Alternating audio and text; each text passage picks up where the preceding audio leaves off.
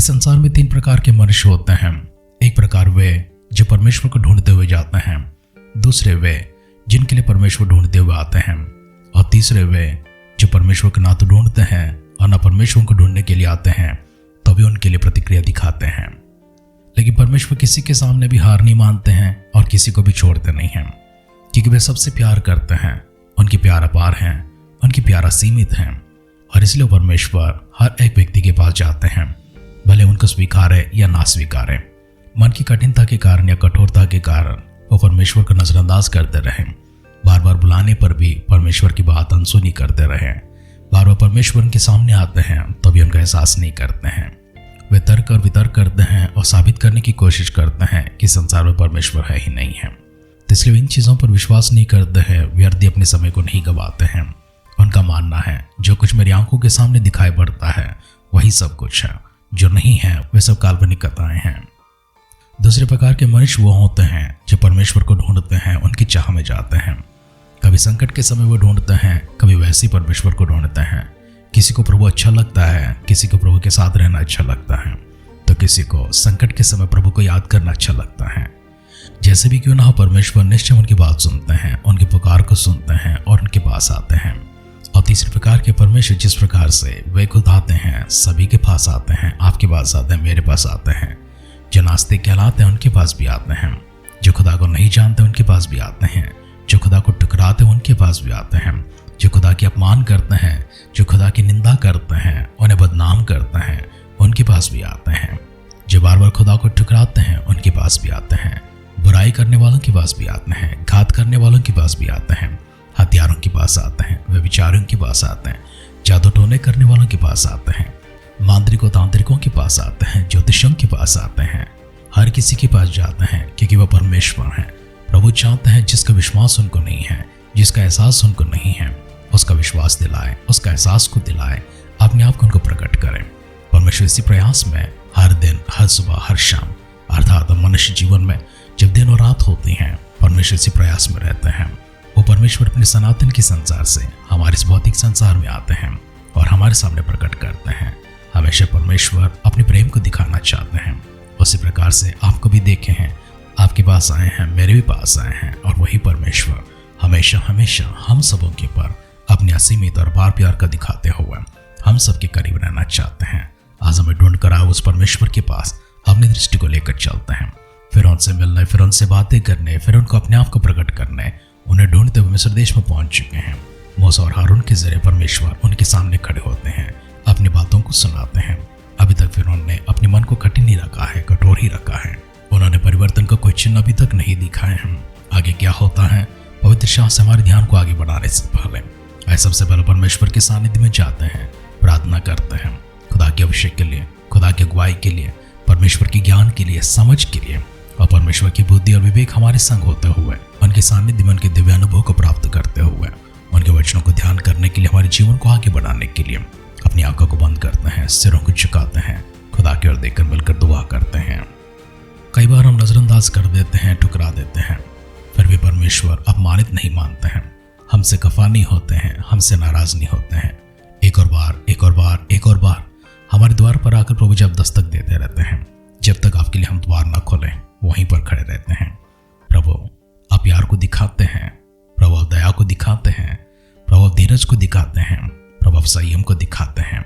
हमें मनुष्य के रूप में देखते हैं, हमारी कमजोरियों को देखते हैं, जिनके कारण से परमेश्वर आप खफा नहीं होते, नाराज नहीं होते हैं, और हमसे प्यार करते हुए वहीं पर खड़े होते हुए हम जब तक अपने द्वार को ना खोलें तब तक आप वहीं पर दस्तक देते हैं। ऐसे महान प्यार करने वाले परमेश्वर, ऐसा अनुग्रह दिखाने वाले परमेश्वर, आशीषों का स्रोत परमेश्वर, हमारे जीवन का दाता परमेश्वर, धीरज और संयम के साथ में हमें प्रभु जी प्रेम करते हुए हमारे संग रहने वाले कृपालु पिता परमेश्वर, हम वैसे एक बार आपकी स्तुति करते हैं, प्रशंसा, गौरव, महिमा करते हैं। आज के वर्तमान के दिन और भविष्य का जीवन आप ही के सामने लेकर आते हैं। जैसा अभी तक चला है प्रभु जी, हमारा ना मांगने पर भी हम तक सब कुछ लेकर आए हैं, मांगने पर भी प्रभु जी सभी लेकर आ चुके हैं। उसी प्रकार से परमेश्वर हमारी सारी आवश्यकताओं को पूरी करते हुए, हमारे संग रहते हुए, हमसे बातें करते हुए, दुखों को, दर्दों को मिटाकर पूरी तरह से प्रभु जी सांत्वना देते हुए एक आशीषमान जीवन हमें प्रदान करने के लिए आपसे प्यार भरा निवेदन करते हैं। अब हमारे साथ हमसे बातें कर रहे इसके लिए धन्यवाद करते हुए हमारे उद्धारकर्ता प्रभु यीशु मसीह के नाम से हमारी इस प्रार्थना को मांगते हैं। सुन और कबूल कर पिता। आमेन, आमेन, आमेन। आध्यात्मिक जीवन की दैनिक खुराक सुन रहे हमारे सारे प्रिय श्रोताओं को, परमेश्वर के भक्त गणों को प्रभु यीशु मसीह के नाम में प्यार भरा जय मसीह की सुप्रभातम और शुभोदय कहते हुए हम सबका मनपसंद ध्यान केंद्र आध्यात्मिक जीवन की दैनिक खुराक में और हमारे इस नए दिन में आप सबका स्वागत करते हैं। आइए प्रार्थना पूर्वक अपने वचन को फिर से एक बार पवित्र शास्त्र से पढ़ते हुए हमारी ध्यान को आगे बढ़ाते हैं। हमारी अध्ययन निर्गमन की किताब 9वें अध्याय में चल रही है। आइए पहला वचन से लेकर पढ़ते हुए हमारी ध्यान को आगे बढ़ाएंगे।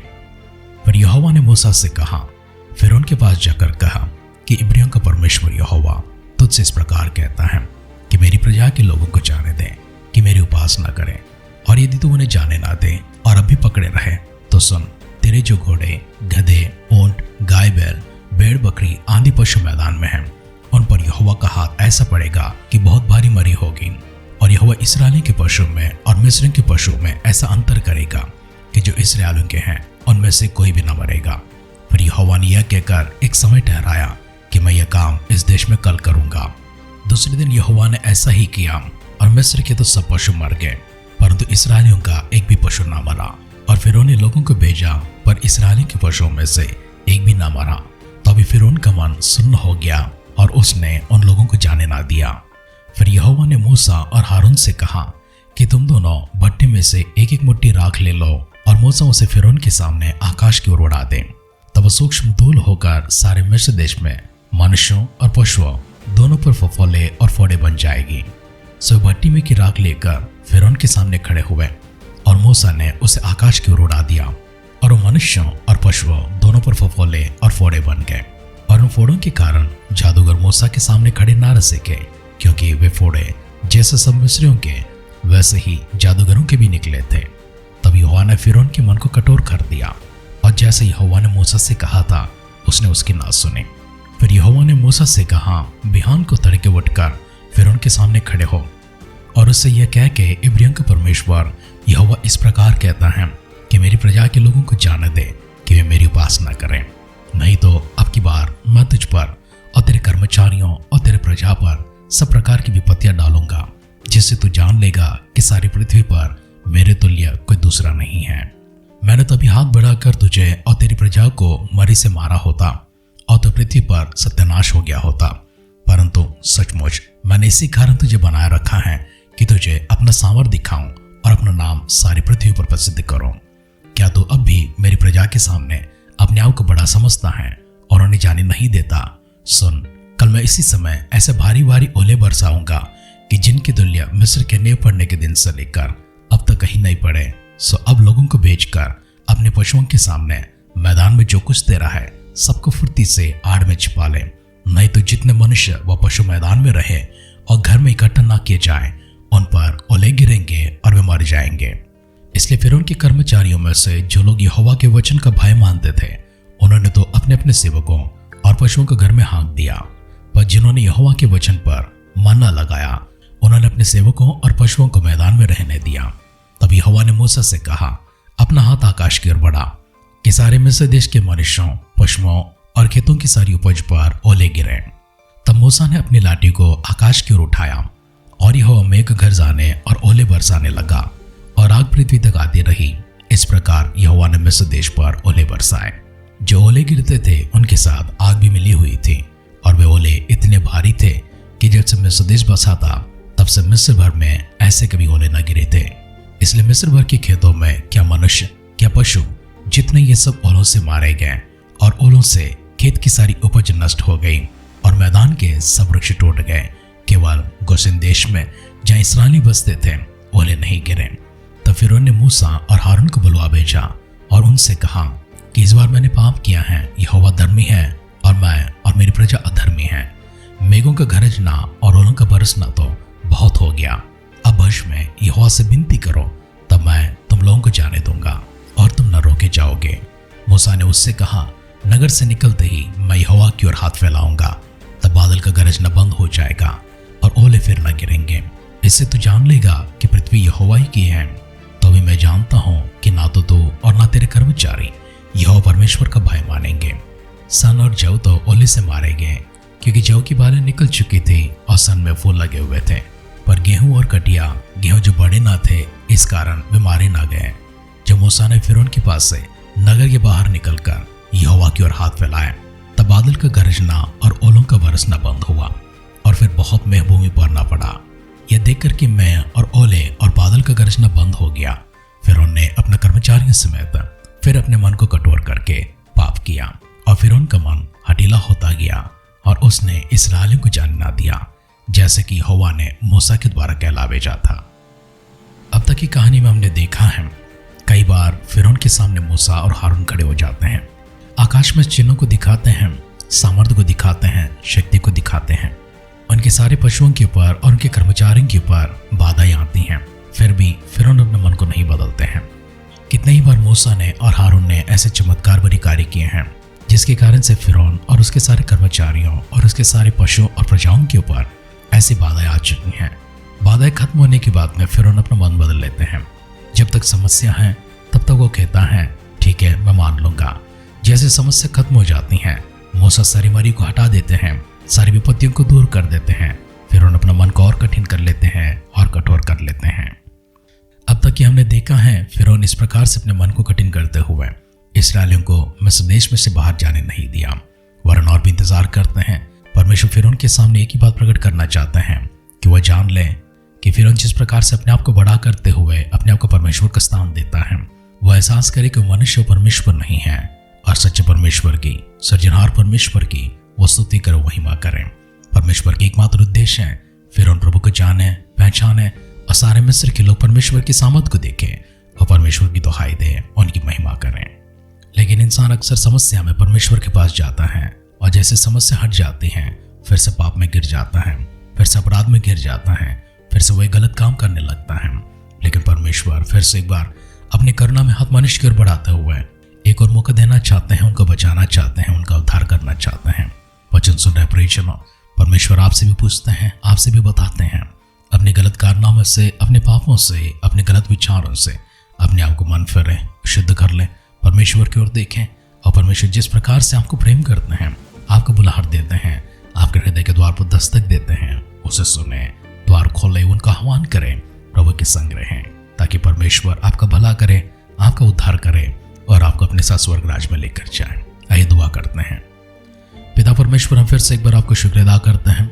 सुंदर सा समय प्रभु जी, सुबह के समय आपके सानिध्य में आने का सौभाग्य आपने दिया है, वचनों को ध्यान करने का। जिस तरह से फिरौन अपने मन को कठिन करते हैं, कठोर करते हैं, वैसे प्रभु जी हम भी अपने मन को कठोर कर लेते हैं। आपके प्रभु जी वचनों से दूर होते हैं, अनसुना कर देते हैं, बैरी काम देने लगते हैं, प्रभु जी नजरअंदाज करने लगते हैं। बार बार आप हमारे पास आते हैं, बार बार बुलाहट देते हैं, फिर भी प्रभु जी आपसे दूर ही दूर भागते रहते हैं। प्रभु इस संसार के मोह से, माया से प्रभु जी हम सबको बचाए रखने के लिए, इस संसार की गंदगी से, पाप से प्रभु जी हमें छुड़ाए रखने के लिए, हम सबको पवित्र करते हुए, हम सबको शुद्ध करते हुए, धर्मीपन प्रभु जी हमारे भीतर, पवित्रता हमारे भीतर लेकर आते हुए हम प्रभु आपकी ओर देखकर आपके साथ चलने वाले बन पाए। ऐसे परमेश्वर हमारे मनों को बदलने, हमारे जीवनों को बदलने के लिए आपसे दुआ करते हैं। पुकारों को सुनकर देवताओं के लिए धन्यवाद करते हुए हमारे उद्धार करते प्रभु यीशु मसीह के नाम से इस प्रार्थना को मांगते हैं। सुनर कबूल कर पिता, आमेन, आमेन, आमेन। हम मनुष्य मात्र हैं, हम परमेश्वर नहीं हैं। हमारी कामयाबी में, हमारी खूबियों में, हमारी तरक्की में, हमारी वृद्धि, हमारे विकास में, हमारे ज्ञान और समझ में, हमारे बल में, हमारे बुझ बल में शायद हो सकता है कभी फिरौन के समान हम भी अहंकारी बन जाते हैं, हम भी घमंडी बन जाते हैं, हम परमेश्वर के तुल्य अपने आप को खड़ा करने लगते हैं। लेकिन परमेश्वर चाहते हैं हम एहसास करें कि हम मनुष्य हैं।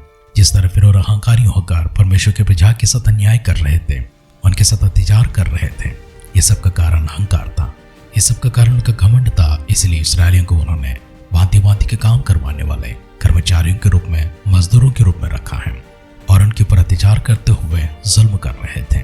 जब तक उनकी आंखें ना खुलती हैं तब तक वे परमेश्वर को पहचान नहीं पाते हैं, तब तक उनका एहसास नहीं होता है।